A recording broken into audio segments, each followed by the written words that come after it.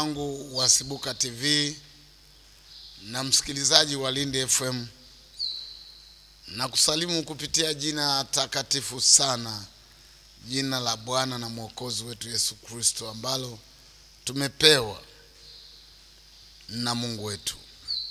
Na siku hii ya kuwa hai na siku ya utumishi tena kama hii tumeipata kwa Bwana wetu, tunamshukuru Mungu sana.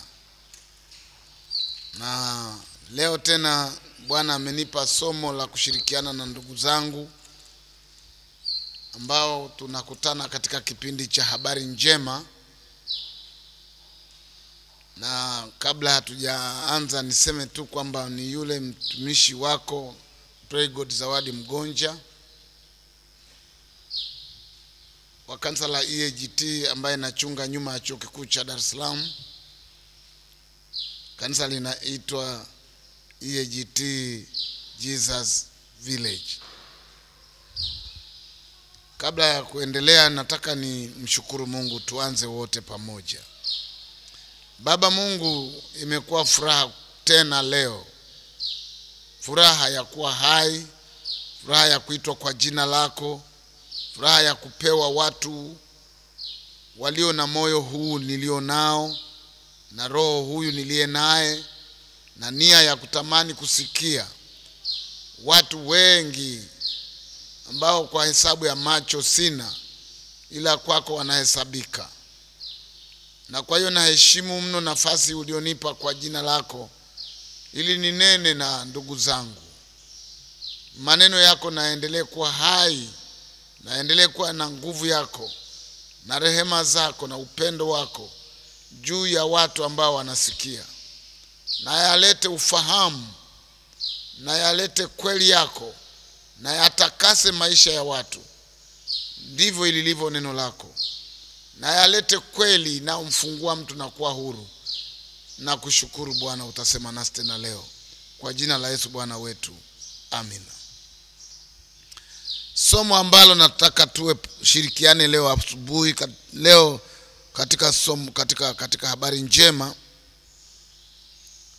ni moyo ni kipimo cha haki na kweli. Moyo ni kipimo cha haki na kweli. Kama kuna kitu ambacho Mungu ametuumba nacho cha ajabu, ni moyo. Moyo wa mtu umepewa siri ambayo mwanadamu hawezi sana kuendesha moyo atakavyo. Moyo wa mwanadamu hauko tayari kusema kujificha kwa Mungu. Yani ndio kwa Mungu moyo unakaa mweupe kabisa. Alafu moyo unapopatwa na ugonjwa, anasema huo ugonjwa wake ni wa kufisha. Yani maana yake unaamua kumdanganya yule mwenye moyo. Moyo utakaporidhia kudanganya yule mwenye nao, sasa anasema moyo wa mwanadamu una ugonjwa wa kufisha. Lakini kwa kawaida, kwa kweli, moyo unaongea. Moyo unakuwa kama taa ya ajabu sana, kwamba inaweza kuwasha unawasha indicator, unawasha alama inayosema hapo basi mama.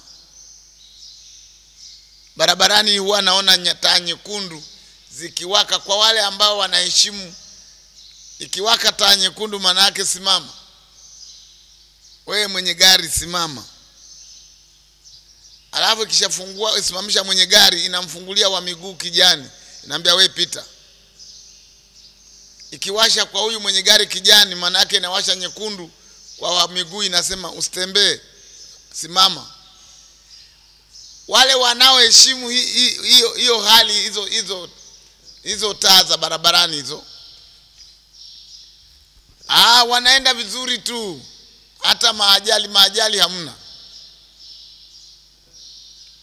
Lakini kukosea, mtu akikosea kuelewa zile taa, na hasa labda ndio unakuja kwenye miji yenye taa, una hatari ya kuleta ajali. Una hatari ya kuleta ajali kwa kuumiza mwingine au kuumizwa wewe, kuua mwingine au kuua wewe. Kwa hiyo moyo huwa una tabia ya kuwasha na kuruhusu na kuzuia, kuruhusu na kuzuia. Sasa ndio maana nikasema moyo ni kipimo kwamba hii ni haki au sio haki. Hicho ulichosema ni kweli au sio kweli. Yaani moyo unasema hii ni haki yangu ama sio haki yangu. Japokuwa mtu anaweza akadai kitu, lakini anajua kabisa katika moyo sio haki yake. Alafu anaweza akadai kitu kabisa akijua ni haki yangu. Alafu mwanadamu anaweza akasema kitu ambacho moyo unasema sio kweli, alafu naye anajua anaongea sio kweli, alafu anaamua kuendelea. Ndio hapo nasema moyo ni kipimo. Moyo ni kipimo. Moyo ni kipimo cha ajabu sana, kinafanya kazi. Na mimi nataka nikusomee maandiko yanayotudhibitishia kwamba moyo umewekwa na Mungu hapo uweze kutamka haki ya mtu, uweze kutamka hata hukumu. Moyo unaweza kusema hapo sio sawa. Waraka wa kwanza wa Yohana mlango wa 3 mstari ule wa 19 mpaka 20 nikusomee pale. Maandiko yanasema, katika hili tutafahamu ya kwamba tu wa kweli,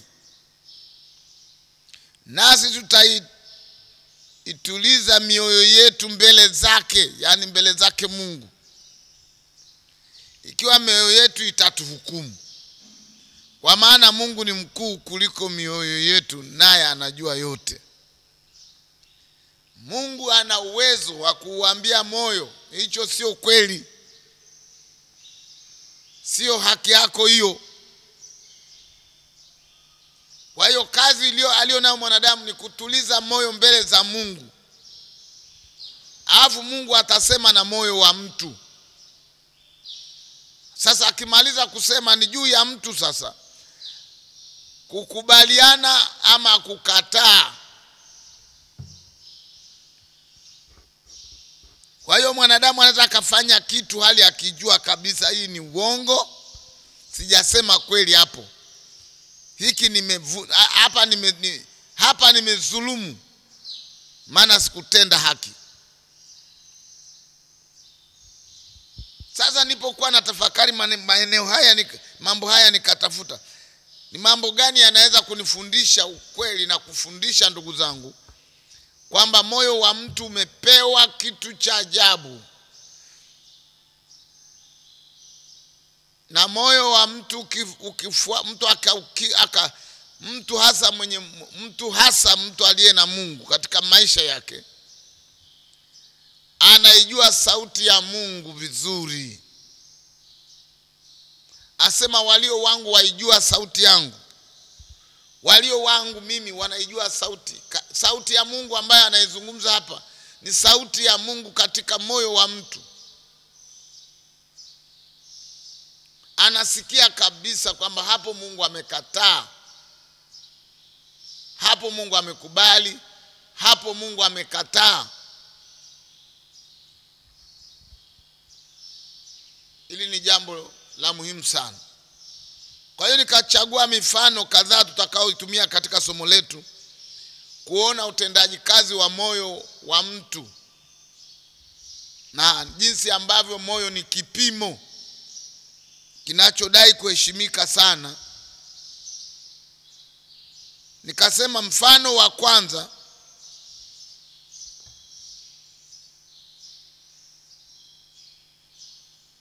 moyo kweli katika kuamua kuokoka. Kuna kipimo kinakaa katika moyo wa mtu kinachopima kweli ya kuamua kuokoka. Kipimo cha moyo wa yule mtu anayehubiriwa katika kuamua kwamba ameamua kweli kuokoka. Nikisoma Warumi 10:9 imeandikwa, kwa sababu ukimkiri Yesu kwa kinywa chako ya kuwa ni Bwana na kuamini moyoni mwako ya kuwa Mungu alimfufua katika wafu, utaokoka. Kuamini moyoni. Sisi tunaweza, sisi wahubiri, sisi wanaoshuhudia watu kuamua kuokoka, hatuingii katika moyo wa yule mtu kukagua kwamba ameamini kiasi gani katika yale tuliyomwambia, na pale anapoamua kukiri. Anakiri, wakati mwingine tunamtangulia kumwambia, kama uko tayari kumpa Yesu, kiri basi upokee sala hii ya toba, au kiri maneno haya ukinifuatisha. Wakati mwingine mtu anauliza, kwa nini mnapenda kusema ukinifuatisha? Huyu mtu tumemkuta wala mwingine imani hii ya Kikristo hajawahi kuikaa, lakini aliposikia habari za Kristo zinamuelea, anazikubali. Namna ya kuomba Mungu wetu hajui. Kwa hiyo tunakuwa msaada kwa kumwambia, sema maneno haya. Tunataka akiri yale maneno kama ilivyoandikwa kwenye kitabu cha Warumi. Lakini jambo la muhimu hapa ni ahakikishe kwamba anakiri kama moyo wake ulivyoitika. Moyo wake umeamini yale maneno yaliyohubiriwa. Sasa huyu anayehubiri, huyu mhubiri, huyu anayeshuhudia mtu aokoke, hana uwezo wa kuingia kwenye moyo, lakini Mungu anataka mwanadamu akiri kwenye mdomo kitu ambacho kinatoka kwenye moyo wake. Na hapa ndipo ambapo tunashangaa matokeo ya tofauti ya watu wanaookoka. Mtu anaweza akakiri Yesu na sisi tukaamini pale pale. Tumepata watu 15 kwenye mkutano wameokoka, lakini kitu kitakacho tushangaza ni matunda ya pasayo toba yake ile.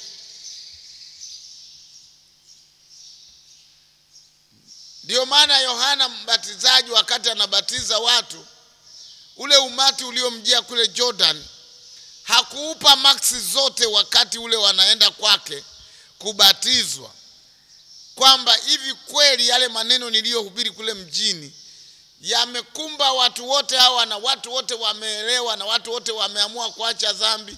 Sasa ndio maana watu wote wamekuja.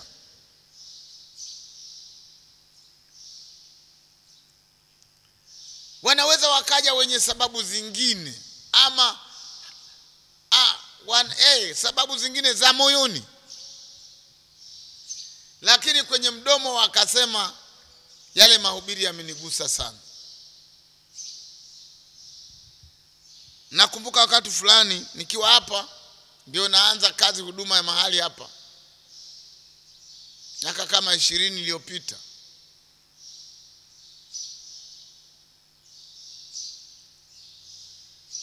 Alikuja binti moja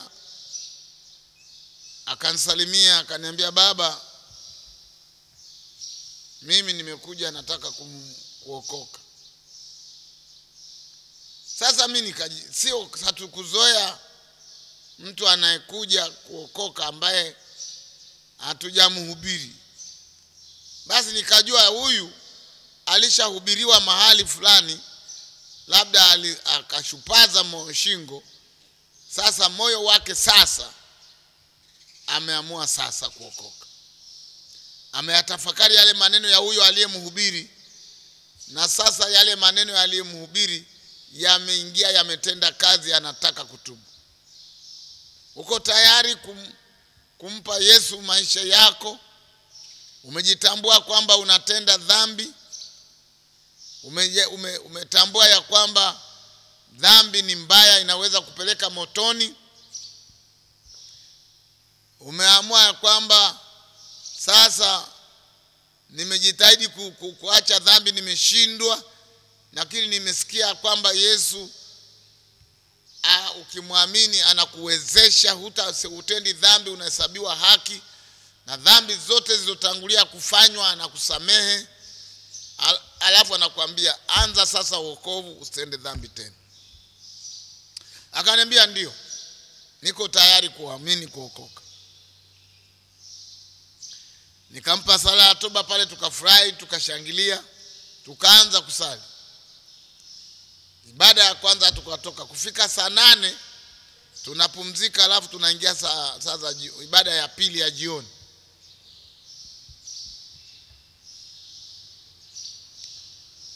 Tukiwa tuna mapumziko, akaja kijana akaniambia, shikamoo mchungaji. Nikamwambia marahaba. Kijana wa kiume huyu amekuja, akaniambia, mchungaji, nimekuja kuokoka. Lakini anaanza, nami nimekuja kuokoka. Nikamwambia, nawe umekuja kuokoka kama nani? Akaniambia, kama binti ambaye alikuja hapa asubuhi kuokoka. Yule binti alikuwa ni girlfriend wangu, na jana aliniambia kwamba yeye hataki tena kuendelea na mambo ya girlfriend. Anataka sasa akae na Mungu ili apate muda wa kukaa katika usafi wa maisha matakatifu mpaka atakapopata mume wa kumuoa.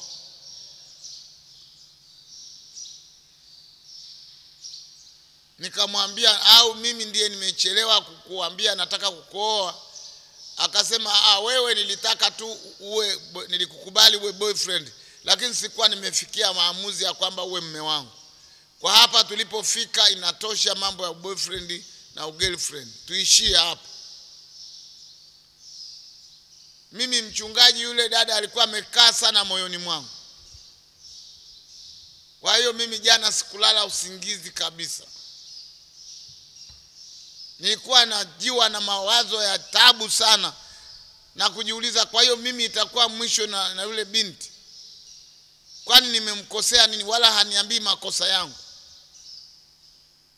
Mimi sikuwa tayari niachwe. Yeye anasema anataka Yesu, sasa anakwenda kanisani. Nikadhani ni kama tu maneno ya uongo, lakini nimekuja saa 6, nimeenda pale kwake. Wameniambia ameenda kanisani kule kwa mchungaji Mgonja. Mimi mchungaji siko tayari kuachana na huyu binti. Mimi huyu amekaa moyoni sana. Kama ni kuokoka, na mimi niko tayari niokoke, lakini tusitengane naye kabisa. Sasa nikajiuliza, hii injili huyu analetwa hapa na injili huyu anasema binti huyu amemkaa moyoni sana huyu aliyekuja, na sasa yuko tayari kuachana naye, yuko tayari hata aokoke. Anaokoka huyu kwa kujua kwamba dhambi ni mbaya na mshahara wa dhambi ni kumpeleka jehanamu. Ndicho kilichomleta, anakimbia dhambi au anaikimbilia dhambi? Huyu anakimbia dhambi ama anaikimbilia dhambi? Nikamwambia, kijana, unataka kuokoka kweli? Akasema ndio. Nikamwambia, basi ngoja nikusaidie. Kama ni kweli unataka kuokoka, unaona pale ngambo pale, pale panaitwa Makongo,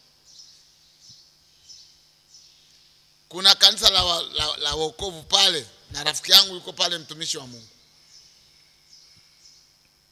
Wewe nenda ukaokokee pale, alafu kawe mshirika wa mchungaji yule. Hapa hapana, hapa atabaki huyu tu. Nilipomwambia atabaki huyu binti hapa, alianza kulia pale pale. Analia machozi, analia kwa sauti. Mchungaji unapendelea. Mchungaji unapendelea. Wengine waende mbinguni, wengine tusiende mbinguni. Nikamwambia, mwanangu, Mpango wa mbinguni wa namna hiyo. Na nimekupatia kibali na wewe uende mbinguni, nenda kwa mchungaji pale ng'ambo ukaokoke pale. Leo hii sasa hivi. Hapana mchungaji, nataka niokoke nibaki hapa hapa ambapo mwenzangu yupo. Nikamwambia huyu sio mwenzio, alishakwambia jana kwamba yeye anaamua kuacha mambo hayo, anaanza maisha mapya na Yesu Kristo. Akasema mchungaji, mimi huyu akiniacha niko tayari kufa. Jamani huyu sasa anataka moyo wake kweli, yani moyo unaopima kweli. Unapima, unaona kweli ya kuokoka kwamba hii ndio kweli Yesu aliyohubiri. Yesu aliyohubiri ya kuja wale wanaomwamini Yesu wataamini kwa staili hii.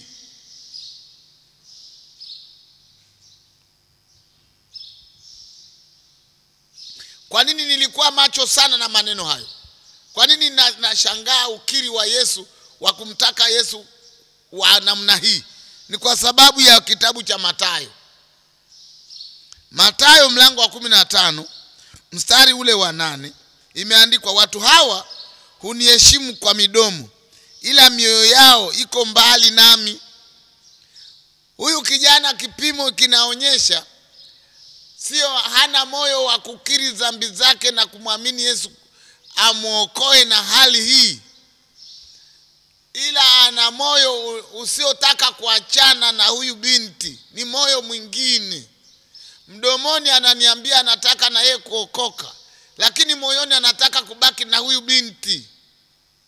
Kilichomleta hapa ni yule binti. Baadaye binti huyu akapata labda kazi mikoani akahama. Kwa mfano baada ya wiki 3 akapewa uhamisho binti, maana ni mfanyakazi. Akahamia mikoani.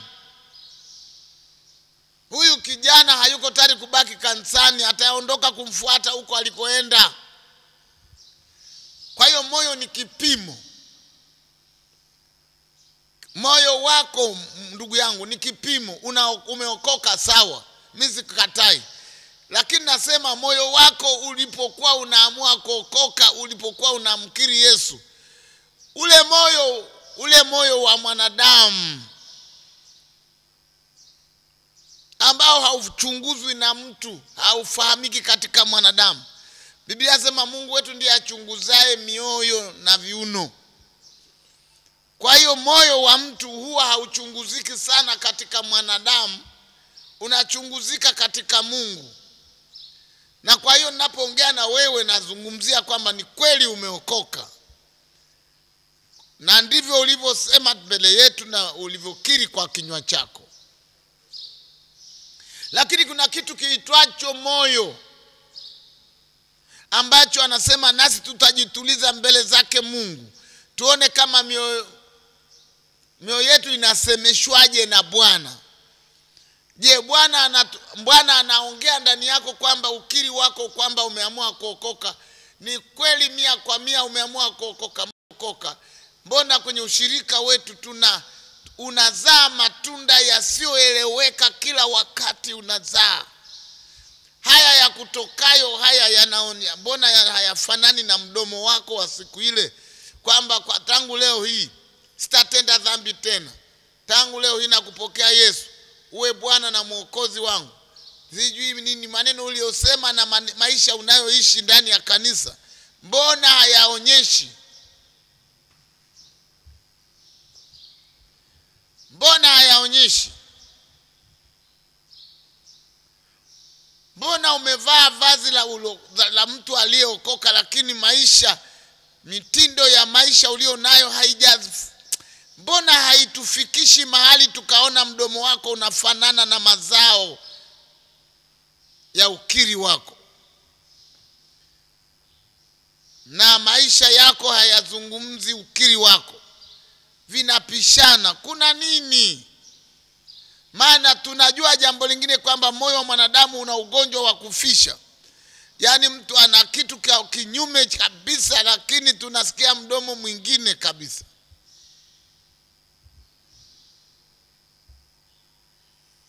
Tukisema ibada ni siku hizi Jumatano au Jumanne, Jumangapi, mara 2 kwa wiki, na Jumapili tutakuwa na ibada. Yaani wala una habari na hizo. Watu wote wanakuja isipokuwa wewe. Sababu maana mwingine kweli ni mwajiriwa, mwingine ni hivi. Hatujasema waajiriwa wanalazimika tu kwenda kanisani bila kuomba ruhusa. Ni manager, lakini kuna director wa human resource, kuna madirector wa nini huko juu. Nilikuwa naomba ruhusa ambayo inaniruhusu Jumatano kutoka, lakini pia nilimhakikishia bosi wangu kwamba ile saa 10 ile ya kutoka kwenda kwenye ibada, kazi zangu nitakuwa na kabidhi ndio niende. Kwa hiyo ilikuwa inanilazimu wakati wanasema lunch time, mimi namalizia kazi za bosi wangu. Sikuwa natoka mlangoni kama mtoro. Nilijilinda mno katika jambo hili. Na kama kuna kazi maalum ambayo bosi anataka, nilikuwa naweka mtu mwingine kanisani atakaye simama, lakini nihakikishe kwamba kwa kuwa bado niko chini ya kongwa, ni heshimu mkuu wangu, mamlaka iliyoko juu yangu.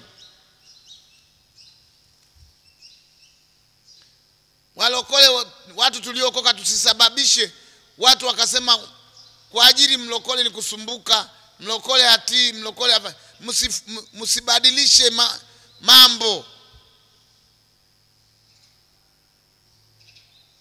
Sisi ni watii wa maandiko, na maandiko yako yanayosema tuwaheshimu walio na mamlaka juu yetu. Lakini kuna wengine sababu ni moyo. Kipimo si moyo. Kwa nini ukuja ibada? Kipimo ni moyo. Kwa nini ukuja kwenye maombi? Kipimo ni moyo. Sisi tulichoona, hujazaa matunda yanayopasa ulivyosema. Ibada zote. Hata Jumapili basi umekuja, lakini kipindi cha kwanza cha shule ya Jumapili sikinaanza labda saa 3, labda saa 2:30. Si ndivyo ratiba ya kanisa lako inavyosema? Wewe unakuja saa 3:30, saa 4. Na sio mara moja. Moyo unakuhesabia haki.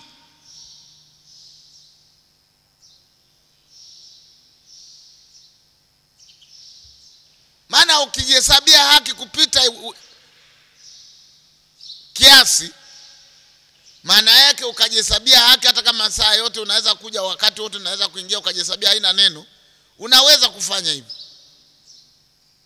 Lakini kipimo cha moyo kinasema haufanyi sawa sawa.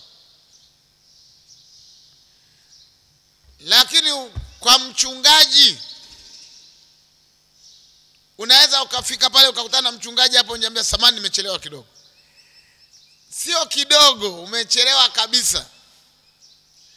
Alafu na sababu ya kuchelewa unayo. Siku moja nilienda Mtwara kwa mambo ya kutembelea vituo vyetu vya kazi kule Mtwara, bado wakati niko benki. Lakini wakati tunasafiri, nimefika pale, nilipokelewa vizuri. Kwa nafasi nilionayo ya makao makuu, nilipokelewa na mtu mkubwa. Miaka zamani sana. Yule bwana hakujua kwamba mimi nilikuwa nafanya kazi benki, lakini ni mchungaji. Na nilikuwa, yani maana yake kanisa halijafikia ukubwa wa mtu kuachana na ile kazi ya kwanza. Na wakati wa Bwana wa kutoka ulikuwa sijaruhusiwa na Bwana. Maana nakuambia hivyo kwa maana wakati wa Bwana ulipofika kwamba sasa toka. Nilitoka nikiwa na miaka 27 benki. na nikijua kwamba ninapoambiwa na Bwana nitoke na acha pensheni ngapi za kwangu, lakini Bwana aliniambia huu ndio wakati wako wa kutoka. Nikitaka kulalamika kwa habari ya pensheni zangu itakuwaje? Mungu hakunipa nafasi ya kuacha kutii shauri lake ili nikae mpaka nizeeke nifikie wakati ule wa pensheni zangu ni kulipwa, alafu ndiye niwe mchungaji baadaye. Kwa hiyo niliandika notice ya kuacha kazi. Mimi sikutoka kazi kwa kumaliza muda wa miaka yangu ya kukaa ofisini. Nilitoka kwa sababu sauti ya Bwana imefika, sasa untoke ukanitumikie bila kazi nyingine. Mimi ndiye nitakaye kulisha, nitakaye kuvika wewe na nyumba yako. Na ndivyo Bwana alivyofanya mpaka hivi ninavyozungumza. Sikuwahi kulala njaa wala kukosa nguo za kuvaa wala kuishi maisha yanayopasa mtu wa Mungu. Lakini sikulaumiwa ofisini. Moyo ulikuwa kipimo. Sasa watu wako kanisani ili midomo yao yote wanasema wamemkiri Yesu kuwa Bwana na Mwokozi, lakini unashangaa habari zinakuja kwamba huyu mtu wa kwenu huyu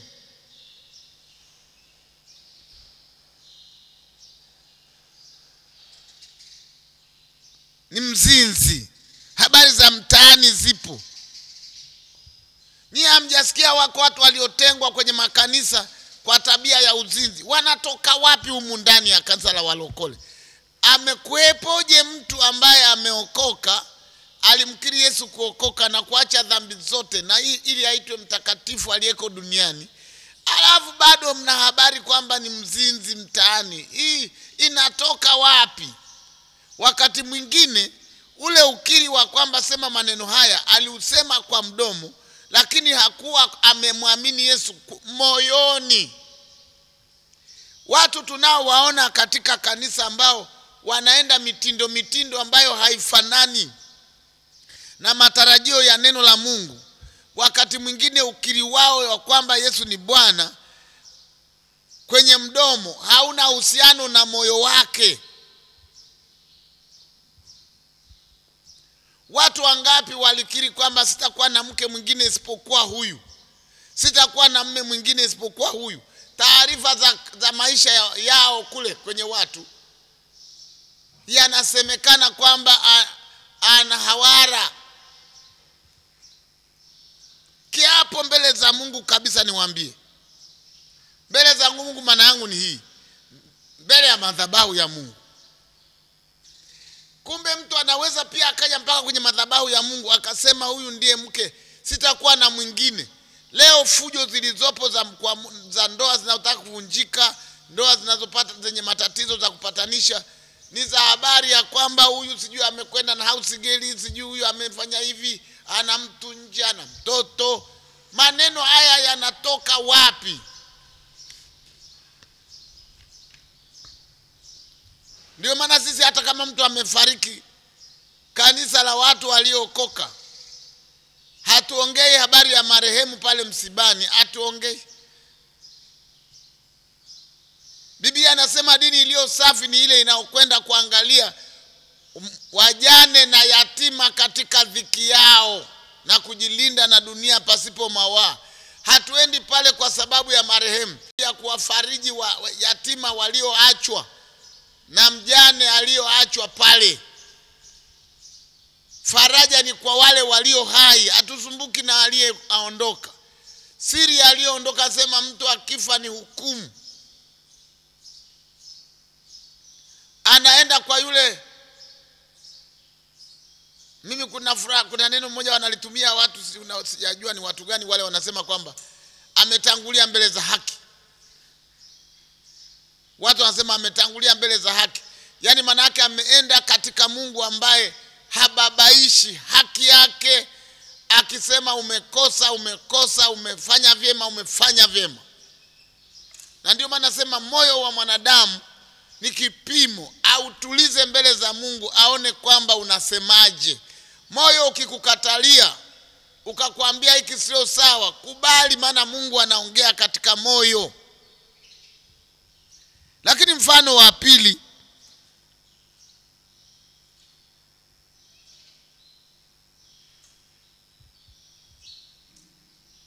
sio tu kule, sio roho ile tu ya kuokoka, kuna roho ya toba. Mtu akikosea, kama mtu amekosea, anapokamatika amekosea, moyo wake unakuaje wakati ule mnapoongea naye kwamba umemkosea Mungu? Kuna kipimo cha moyo katika roho ya toba. Yaani umeokoka, ama nazungumzia hasa aliyeokoka, yuko katika Mungu, sasa amekosea kitu, ataulizwa, atasemaje? Nikisoma Samueli wa pili mlango wa 12 mstari wa 13, Daudi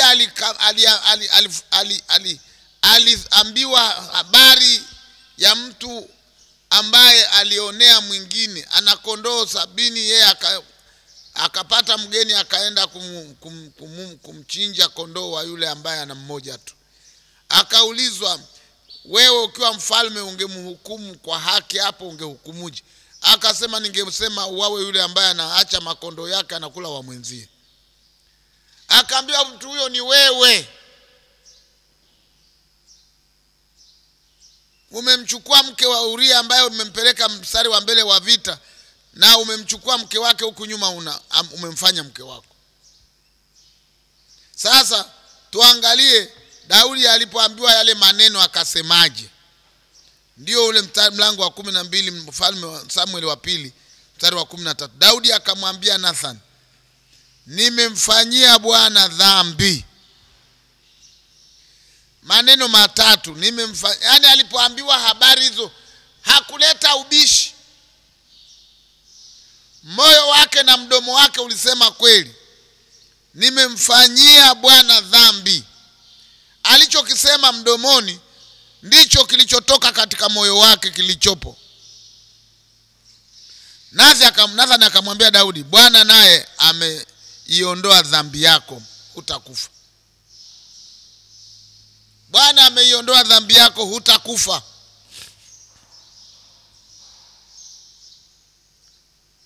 Na angalia toba hii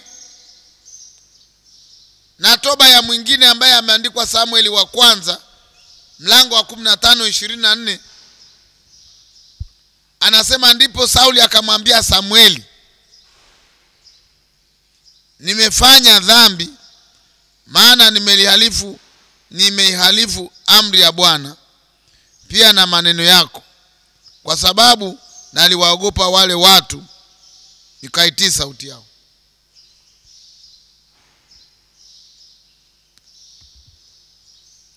Aliwaogopa wale watu wakati wa kutenda lile kosa lake. Kulikuwa na watu wako mbele yake na Mungu alikuwepo. Katika maamuzi ya amtii nani, alitii watu. Akaogopa watu, hakumtii Mungu. Mimi kipengele ninachokiangalia hapa, habari hii ya kwamba alisema nimefanya dhambi, hiyo naiacha tu kwa Mungu, Mungu anajua. Maana kule mbele tukiangalia, Sauli huyu alikataa kwa kutotii. Aliambiwa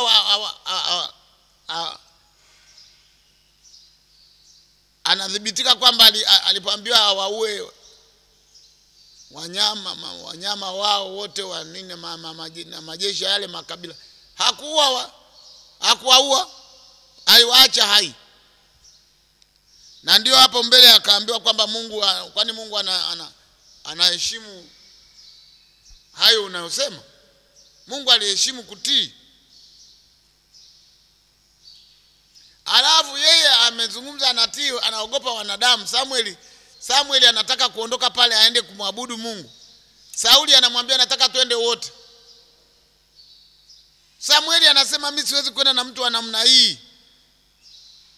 Mimi nilipokuja hapa nikikuuliza Sauti hii nausikia ni ya nini? Sio ya mang'ombe hayo. Lakini wewe uliponilaki unaniambia nimeyafanya yote ambayo Bwana aliniambia. Yaani mtu anaongea mdomoni nimeyafanya yote, wakati anajua hajafanya yote. Alipoulizwa na hayo mang'ombe ninayosikia, mtu ananyosha mkono anaambia mchungaji, usifanye sisi watoto wadogo hapa, sisi watu wazima. Hiyo tumekataa. Hapo unajitafutia matatizo mchungaji, nakwambia. Unajiuliza matatizo gani? Wanataka kumtia vichwa. Sasa hivi mchungaji anaweza akapigwa vichwa. Mimi nakueleza tuna kipindi cha siku za mwisho.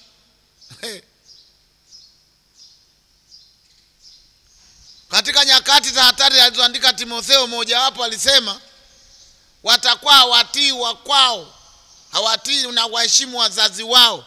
Moja wa mzazi ni mzazi wa kiroho. Mwenzangu, si wewe ni mchungaji mwenzangu. Tunapitia sisi ni wachungaji wa siku za mwisho. Na unabii wa siku za mwisho unatimia kila siku. Ni kuangalia. Tunaweza tukakaa na watu kanisani ambao mioyo yao na midomo yao ni tofauti.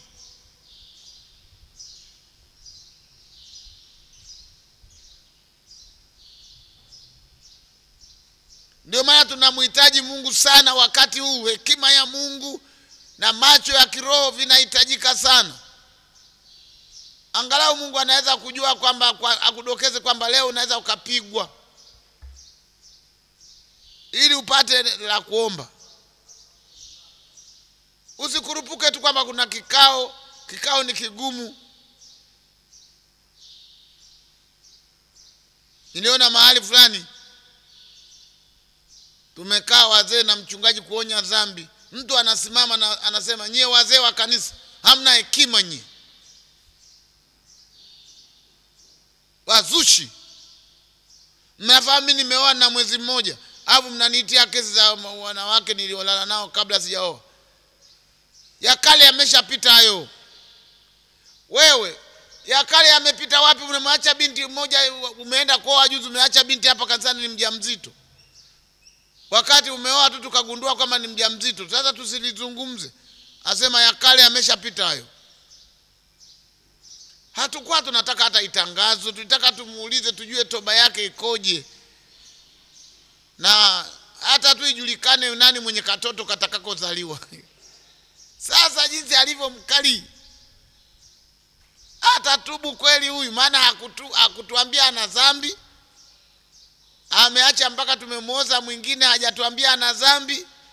Siku tunamfungisha ndoa pale madhabahuni alikuwa ana kabinti kengine ameshakapa mimba. Yaani humu kwenye nyumba ya Mungu kipimo cha moyo kuhusu haki na kweli tukifundishe kwa bidii. Pawe na dhamiri mkubwa ya kwamba moyo ni kipimo.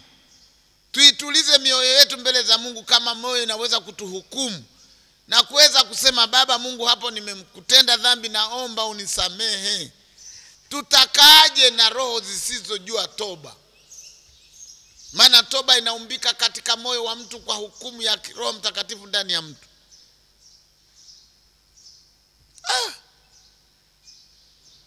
Lakini tupime mfano mwingine kuweza kutenda haki ya Mungu. Kama ilivyoandikwa Luka 16 mstari wa 15, asema akawaambia, ninyi ndinyi mnaojidai haki mbele ya wanadamu, lakini Mungu awajua mioyo yenu, kwa kuwa lililotukuka kwa wanadamu huwa chukizo mbele za Mungu.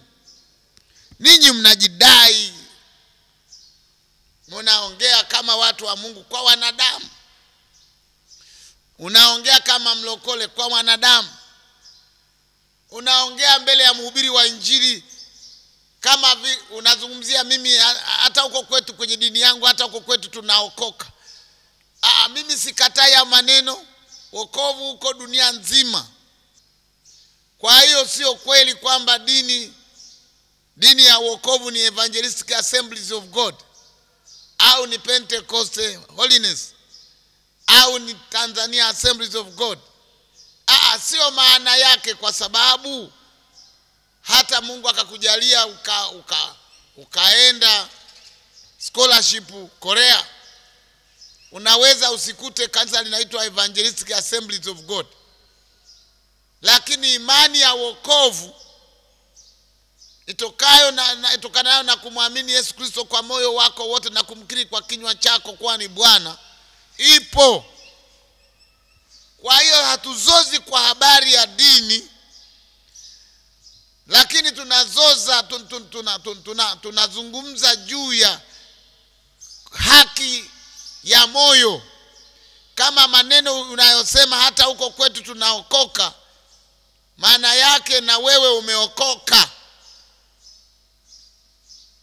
Mdomo wako umesema hata huko kwetu tunaombea wagonjwa, ndio maana siyataki kuokoka kuja kwenu. Haya maneno unayosema yako sawa kwako. Anasema unajidai na maneno yako hayo unayosema, unajivunia hayo maneno. Lakini Mungu, je, katika moyo wako ukijituliza mbele za Mungu, anakutiki kwamba umesema kweli kwenu mnaokoka na wewe umeokoka? Hakuna ubishi. Kama umeokoka, Bwana asifiwe. Mimi ndugu yako nimeokoka, hata mimi nimeokoka. Bwana asifiwe. Mwenzangu naabudu wapi? Niambie, mimi naabudu mahali. Amina. Nawatakia heri ya ibada. Hakuna mzozo. Kitu kikubwa ni, je, moyo wako unakwambia hayo maneno ulioniambia wewe yako sawa? Maana Mungu ni mkuu kuliko mioyo yetu. Basi, maana tukisema uongo tutajuaje sasa? Tukitumia ujanja wa majibu ya mdomo tutajuaje? Moyo uzungumze, ili mahali ambapo unakuta moyo wako unahukumiwa na maneno uliyosema, utubu. Mfano wa 4, kujua umetenda kwa hila au la. Mithali 19:21 imeandikwa, muna hila nyingi mioyoni mwa mtu, lakini shauri la Bwana ndilo litakalosimama. Muna hila nyingi katika mioyo ya watu.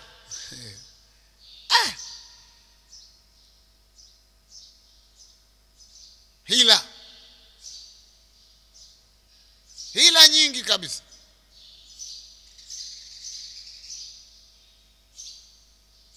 katika moyo wa mwanadamu. Lakini Bwana la kwake alilosema kwamba tutaituliza mioyo yetu mbele zake, tuone kwamba mioyo inatuhukumu, litasimama hivyo hivyo. Mungu ni mkuu kuliko mawazo ya moyo wako. Ni kweli haya maneno uliyoyasema hayana hila.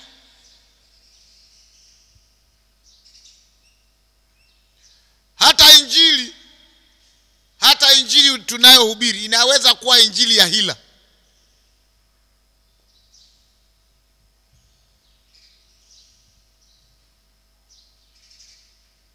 Sikia nikwambie, unajua wakati niko hapa naisikia sauti ya kutosha ya Mungu. Anasema injili mradi ihubiriwe, iwe kwa hila ama kwa uongo. Kumbe na injili nayo inahubiriwa kwa hila ama kwa uongo.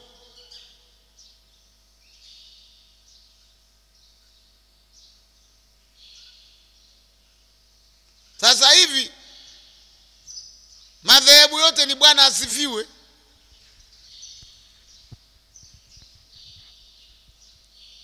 Yote, kwa maana ya kwamba eti injili ya wokovu ndio imehubiriwa kila mahali na makanisa yote na madhehebu yote, watu sasa wameokoka wote. hata mtu akaamua kwamba ahubiri watu wake. Niliona kanisa moja miaka ya zamani huko, nikiwa huko mbali huko,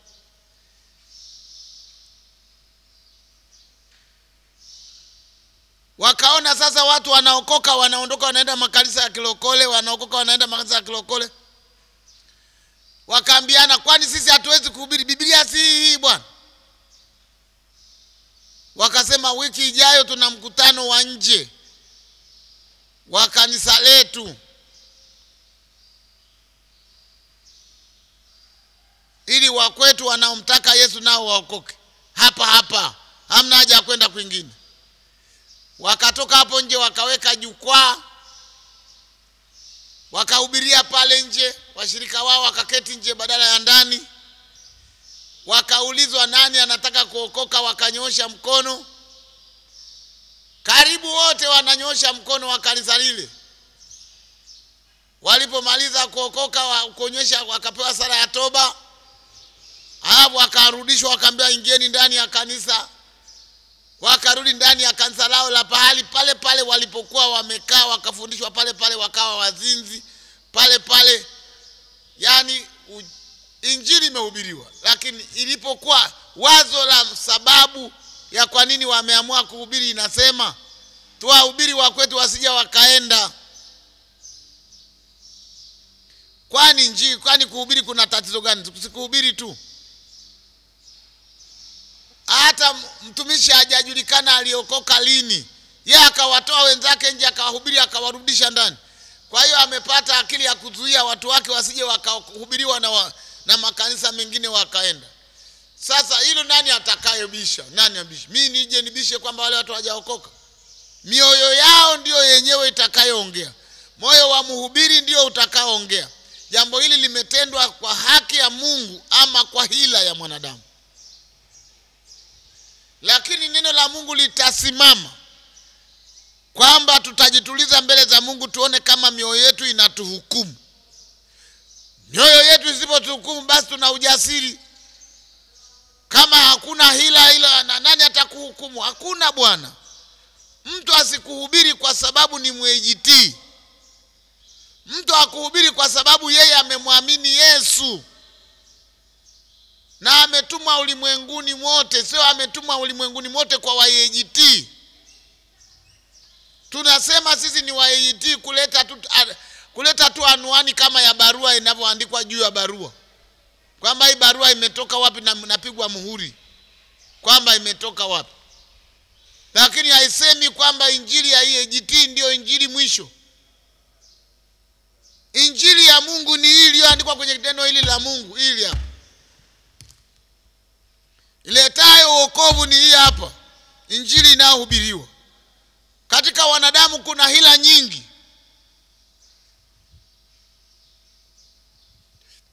Kwa hiyo kila mwenye moyo na ajue moyo unazungumza kweli na moyo unazungumza haki, kwa mhubiri na kwa mhubiriwa. Na mfano wa mwisho, kujua una tatizo la tamaa ya mwili au tamaa ya macho. Yohana wa kwanza mlango wa 2 mstari wa 10 maana kila kilichomo duniani, yaani tamaa ya mwili na tamaa ya macho na kiburi cha uzima, havitokani na Baba, bali vinatokana na dunia. Sasa saa ngapi mimi mchungaji najua kwamba washirika wangu sasa hivi wana tamaa ya macho? Maana anasema mwanamume akimtamani mwanamke, akimwangalia kwa macho ya kutamani, ameshazini naye. Sasa mimi washirika wangu wanaoangalia kwa macho ya kutamani wanawake, najua mimi? Sijui. Ndio maana nasema moyo wa mtu ni kipimo cha muhimu cha uhai wa mtu, hata kumpeleka katika haki ya kuingia mbinguni. Moyo wa mtu. Washirika wangu wamekaa, nani najua ana tamaa ya mwili? Sijui. Lakini maandiko yanasema mtu akifuata mwili anataka kufa. Watu wamekaa na hubiri, kumbe miili yao inasumbua. Watu wamekaa, kumbe wanapopita wenzao wanawatamani. Haya mambo hauwezi kuyaamua kama mchungaji. Lakini je, Moyo wa mtu hauongei sasa hivi hali yangu sio nzuri. Moyo wake hauongei. Mungu anaongea kuliko moyo. Kama vinavyohubiri, anajijua kabisa. Hata wengine wanaokataa kuokoka, huenda wako hapa, wana tamaa ya mwili inaosema sasa nikiokoka na mimi sijaolewa na mwili wangu unawaka, mimi itakuaje? Kwa hiyo wanasema kweli injili ni kweli, lakini mimi sasa nikiokoka sasa hivi na mimi sina mume, itakuaje? Sina mke, itakuaje? Mawazo hayo ni mawazo ya moyo wa mwanadamu. Ni ugonjwa wa kufisha mioyo tu wanadamu. Kwa Mungu alisema kila mtu awe na mke wake na awe na mume wake. Kwa hiyo kwa Mungu kila mtu anaweza kuwa na mke wake, na kwa Mungu kila mtu anaweza kuwa na mume wake. Hilo tatizo halipo analozungumza. Mwili wake ndio umemchelewesha hivyo. Na ndio maana amekosa mume mzuri wa kumwoa, atokae kwa Bwana. Mke mzuri atokae kwa Bwana, wanakosa. Wanaishi sasa kimekuwa kero, anataka kupata talaka, mara nini? Kuna kitu hawakutii moyo wake wakati moyo ulipozungumza na Mungu. Hata leo moyo wako Mungu amesema nao. Hata sasa hivi moyo wako Mungu amesema nao katika mafundisho haya. Mwingine kwa mafundisho hayo sasa yuko tayari kusema moyo wake kwamba kweli nakimbilia kwa Mungu, kwa sababu moyo unasema kwa Mungu yote yanawezekana, Mungu atatendea haki. Ina maana katika Mungu hakuna mtu aliyeokoka kwa sababu eti unajua kila mwenye mwili, unajua mwili unasumbua. Hayo sio maneno ya kweli kabisa, hayo ni ya moyo wenye ugonjwa wa kufa. Nataka kuomba maombi haya jumla kabisa kwa ajili ya mtu wa kanisani aliyeokoka na mtu yeyote ambaye hata hajaokoka, na kwa maneno haya akapate nafasi katika Mungu, afikie wakati wake wa toba.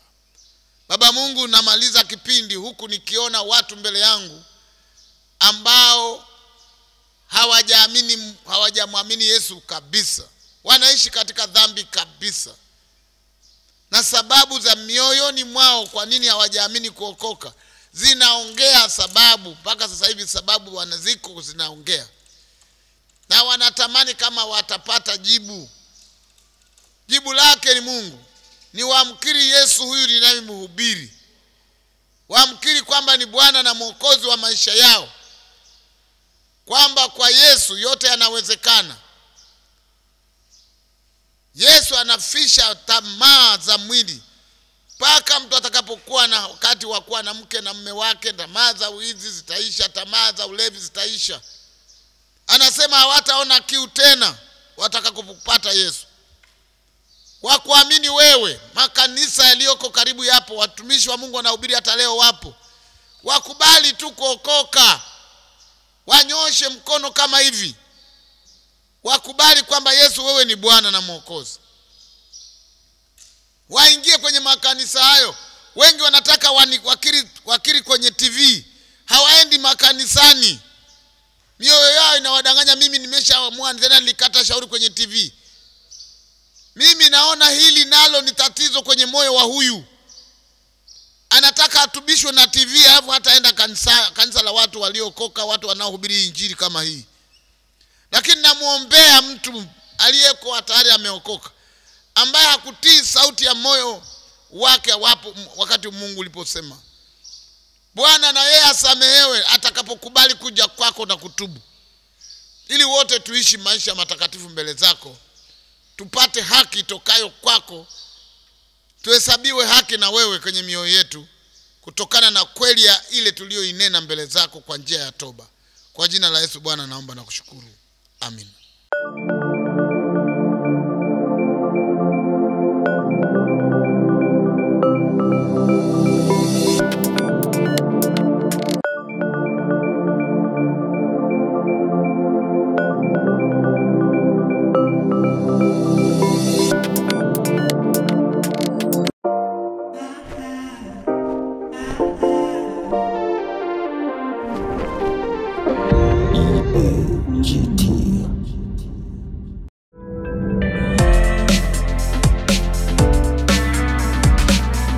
Sibuka TV.